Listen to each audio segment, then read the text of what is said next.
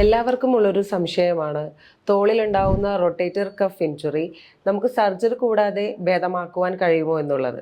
അതിനെപ്പറ്റി കൂടുതൽ നമുക്ക് ഡോക്ടറിൽ നിന്ന് തന്നെ അറിയാം. ഈ റൊട്ടേറ്റർ കഫ് നമ്മുടെ MRI ചെയ്തിട്ട് അതിന്റെ ഗ്രേഡ് നമ്മൾ തീരുമാനിക്കണം. അപ്പോൾ ഈ പാർഷ്യൽ ടിയർ ഒക്കെ ആണെങ്കിൽ സത്യം പറഞ്ഞാൽ നമുക്ക് തുടക്കത്തിൽ മരുന്നുകളും ഫിസിയോതെറാപ്പിയും കൊണ്ട് ഒന്ന് ചികിത്സിച്ച് നമുക്ക് ഒരു അറ്റംപ്റ്റ് നടത്താം. അതല്ല ഫുൾ തിക്നെസ്, അത് ഫുൾ ഭാഗികമായ ടിയർ അല്ല, ഫുള്ളായിട്ട് വിട്ടുപോയിട്ടുണ്ടെങ്കിൽ, കഫ് ഇവിടെ നിന്ന് വിട്ടുപോയി ഉൾവലിഞ്ഞിട്ടുണ്ടെങ്കിൽ പേഷ്യൻ്റെ സിംറ്റംസ് നമ്മൾ നോക്കുക, രോഗലക്ഷണം നമ്മൾ നോക്കുക. നല്ല വേദനയും നല്ല പരീക്ഷയും ഉണ്ടെങ്കിൽ സർജറി ചെയ്യുന്നതാണ് ഉതകം.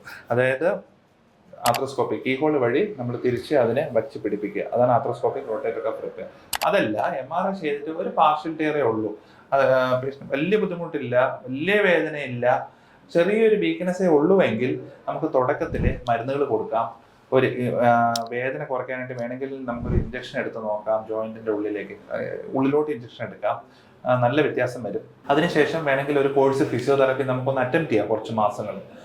ഫിസിയോതെറാപ്പി എന്ന് ഉദ്ദേശിക്കുന്നത് നമ്മുടെ ഈ മസിൽസിനെ, റൊട്ടേറ്റർ കഫിനെ, ചെറിയ ടിയറിനെ സ്ട്രെങ്തൻ ചെയ്ത് എടുത്ത് കൈയിനെ പൊക്കാനുള്ള ആ ഒരു ഫങ്ഷനാലിറ്റി പൂർവ്വസ്ഥിതിയിലേക്ക് കൊണ്ടുവരാൻ നമുക്ക് സാധിക്കുമെങ്കിൽ നമുക്ക് സർജറി വഴി തന്നെ ഒഴിവാക്കാം. അതല്ല, നമ്മളിതെല്ലാം ഒരു കോഴ്സ് നമ്മൾ ട്രൈ ചെയ്തു, മരുന്നുകളും ഫിസിയോതെറാപ്പിയും അറ്റംപ്റ്റ് ചെയ്തു, എന്നിട്ടും ആ ലക്ഷണങ്ങൾ തുടർന്ന് പോവുകയാണ്, നല്ല ബുദ്ധിമുട്ടുണ്ട്, ഡെയിലി ആക്ടിവിറ്റീസ് അല്ലെങ്കിൽ ജോലിയെ തന്നെ ബാധിക്കുന്നുവെങ്കിൽ നമ്മുടെ സർജറിയിലോട്ട് പോകുന്നതാണ് ഏറ്റവും അനുയോജ്യം.